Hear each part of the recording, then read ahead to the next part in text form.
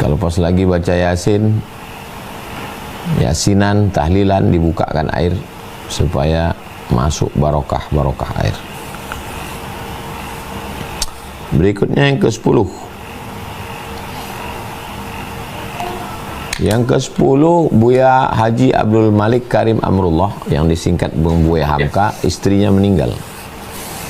Lalu anaknya bernama Irfan Hamka menulis buku judulnya Ayah. Di dalam buku itu Irfan Hamka bercerita tentang Buya Hamka membaca Al-Quran. Lalu anaknya penulis buku ini, Irfan Hamka, bertanya, apa yang ayah baca? Ya, kata ayah, saya baca Quran. Berapa juz ayah baca tadi? 6 sampai 7 juz. Sekali duduk itu 6 sampai 7 juz. Kenapa ayah banyak betul membaca Al-Quran? Karena hatiku, pikiranku teringat almarhumah ibumu, perempuan yang menemani Buya Hamka masa sulit dan susah, tiba-tiba meninggal. Jadi hati dan pikiran Buya Hamka teringat, maka beliau membaca Al-Quran. Jadi kalau ada di antara kita tetap baca Quran. Kita baca Quran tidak nunggu susah. Tapi kalau ada orang yang susah hatinya, maka bacalah Al-Quran. Kenapa Buya Hamka 4 tahun di penjara? 4 tahun di penjara itu bisa dia tidak stres. Bahkan dia berkarya menulis tafsir Al-Azhar. Itu karena Al-Quran. Tidak stres, tidak depresi.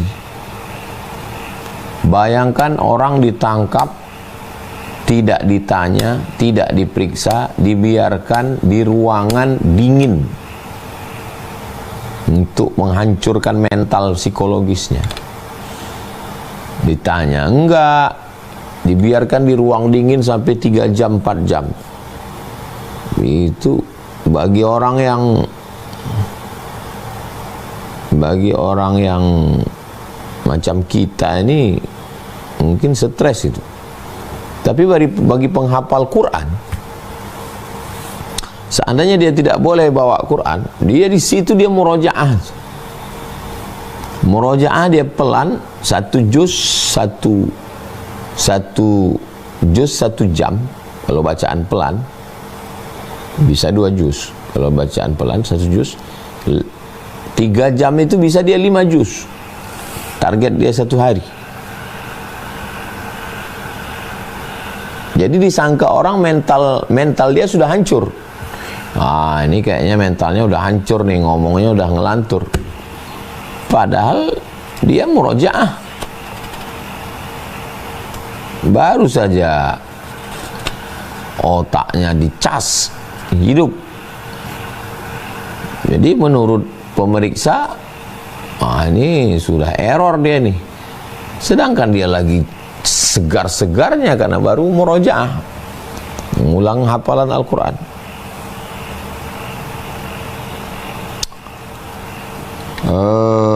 Ke-11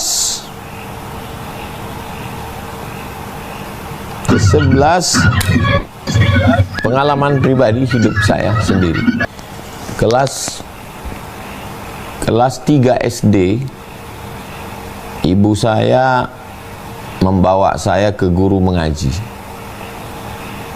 Ibu saya bukan ustazah, dia bukan profesor doktor, dia bukan akademisi, dia ibu rumah tangga. Saya sampai sekarang, tahun lalu kita menerima santri yang mendaftar 300 orang, yang diterima 150. Kenapa tidak lulus? Tidak bisa baca Quran. Jadi tesnya pakai video rekaman. Saya dengar bacaan, nggak bisa baca Quran. Maka saya heran. Saya kelas 4 SD sudah khatam baca Quran dan saya mengajar mengaji. Mak saya guru mengaji, malam habis maghrib ke isya. Dan saya mengajar anak-anak sebaya saya, bahkan anak-anak SMP, SMA, saya mengajar mereka. Dan emak saya menyerahkan saya ke guru mengaji. Pergi dia ke pesantren, nama pesantrennya Darul Ulum di Kisaran, ibu kota Kabupaten Asahan, Sumatera Utara. Pergi mak saya ke pesantren itu, dia cari ustadz yang hafal Quran, namanya Ustaz Armawi Abdurrahman. Diserahkannya ke saya. Sampai hari ini, sampai detik ini, belum ada orang datang kemari menghadap saya untuk menyerahkan anaknya. Itu karena Ustadz tidak membuka diri. Saya setiap hari Rabu menerima tamu.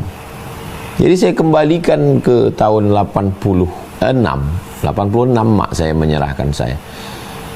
Dia dengan segala keterbatasannya, dia orang kampung, dia tidak berpendidikan, dia perempuan biasa, berani dia membawakan saya, anaknya, untuk mengenalkan dengan ustaz yang juara 1 musabaqah tahfiz Quran di Makkah Al-Mukarramah tahun 1986-87. Lalu datang Bupati Kabupaten Asahan, namanya Bapak Abdul Manan Simatupang, pendiri Darul Ulum.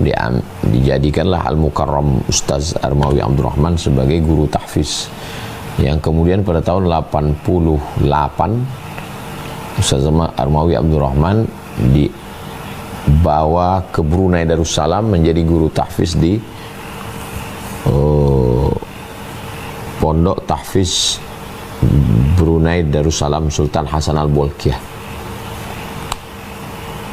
Alhamdulillah sampai hari ini tetap tersambung silaturahim. Jadi ibu saya amat sangat ingin saya menjadi pelayan Al-Quran, menjadi pengajar Al-Quran, dan disampaikan Allah cita-citanya. Yang ke-12 termasuk pondok ini. Pondok ini, tempat studio ini di lantai 2 rumah Homa. Dulu saya katakan ke almarhumah, ini nanti di depan kita buat TK supaya mak kalau saya pergi ceramah kemana-mana tetap ramai, karena pagi banyak anak-anak. Mak nanti terhibur, nggak merasa sunyi. Di depan arah ke jalan nanti TK, di depan pintu ini kita buat musola kecil. Jadi mimpi cita-cita tidak terlalu besar.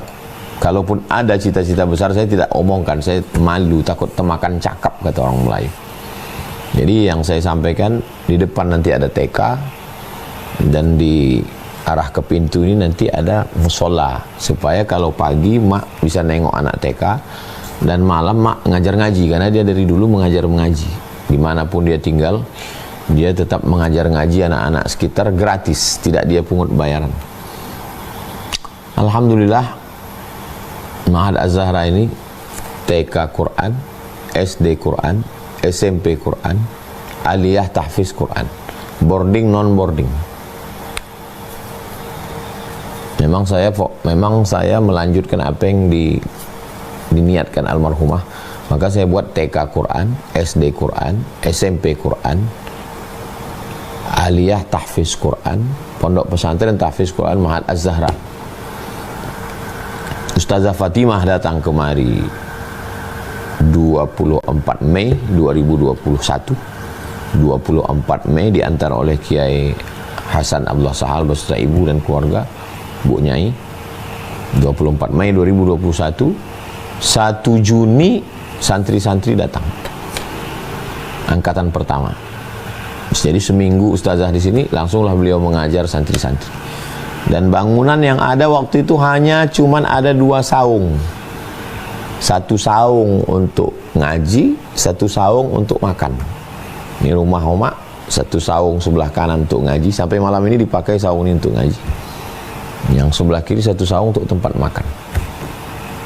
1 Juni, maka 1 Juni hari ulang tahun pondok ini, saung ini kalau panjang umur saya ataupun saya mati, saung ini tetap dipertahankan karena ada sejarahnya. Karena di saung inilah anak-anak belajar kalau hujan masuk tempias, karena nggak ada dindingnya, berhenti. Sholat tarawih, datang hujan, berhenti.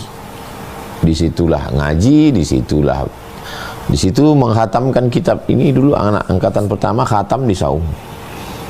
Buku Kiai Idrus Ramli 50 sifat ahli sunnah wal jamaah, akidah ahli sunnah wal jamaah juga dikhatamkan di Saung, ada videonya.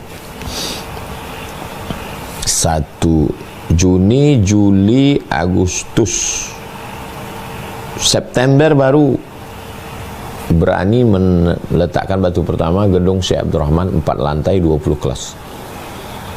Jadi memang pondok ini niatnya memang Quran, supaya melahirkan para penghafal Al-Quran. 13, poin ke-13. Kalau ada orang mengatakan itu penghafal Quran hidupnya biasa-biasa aja, itu nggak hafal Quran tapi rezekinya lancar, jabatannya tinggi. Ini perlu saya luruskan mindset, cara pandang ya. Ada ungkapan dari Imam Ibnu Athaillah As-Sakandari dalam kitab beliau Al-Hikam Al-Ata'iyah, hikmah-hikmah dari Imam Ibnu Athaillah As-Sakandari. Al-ata'u minal insani hirman wal man'u minallahi ihsan. Pemberian dari manusia bisa jadi itu adalah kehampaan. Pemberian dari manusia bisa jadi itu adalah kehampaan. Sedangkan satu nikmat yang ditahan oleh Allah bisa jadi itu adalah kebaikan. Saya ulang sekali lagi. Al-ata'u minal insani hirman wal man'u minallahi ihsan. Pemberian dari manusia bisa jadi itu adalah kehampaan, dan rezeki yang ditahan oleh Allah untuk seorang hamba bisa jadi itu adalah kebaikan. Jadi kalau kita tengok ada orang diberi jabatan, diberi kekuasaan, diberi harta, bisa jadi itu kehampaan, hampa kosong azab. Tapi ada orang yang rezekinya seperti tertahan, tapi justru itu adalah ihsan dari Allah dengan tertahannya itu. Jadi memandangnya itu jangan dengan pandangan zahir, tapi dengan pandangan hakikat, kebenaran, hakikat di balik perbuatan Allah itu apa. Supaya jangan pandangan kita seperti pandangan anak kecil. Nanti kalau sholat dikasih es krim, itu sami, itu seumur sami. Nanti kalau sholat dapat es krim, nanti kalau sholat dikasih mie, nanti kalau sholat boleh nengok Upin Ipin. Ini anak-anak, ini yang model begini anak-anak. Jadi banyak sekarang orang dewasa, fisiknya, umurnya dewasa, tapi mentalnya mental anak-anak. Aku udah baca Quran kok belum nggak ada dikasih ini. Ini anak-anak. Itu namanya istilah bahasa Arabnya mantik tufuli, kekanak-kanakan. Kalau orang dewasa tidak begitu cara pikirnya. Jadi kita ini anak-anak yang terjebak di tubuh yang dewasa. Tubuhnya dewasa, tapi pikirannya anak-anak. Berarti cacat. Mohon maaf, secara keilmuan, secara pemikiran tidak dewasa. Terakhir 14. Jangan main-main dengan Al-Quran. Mau qori, mau hafiz, mau ustadz yang memain-mainkan, yang menjadikan Quran sebagai tameng, hancur hidupnya.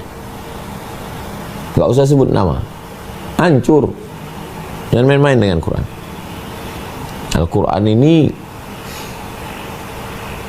kalam Allah. Kalau dimain-mainkan Allah murka, dicabut Allah. Na'udzubillah. Itulah 14 poin pengantar dialog kita malam ini.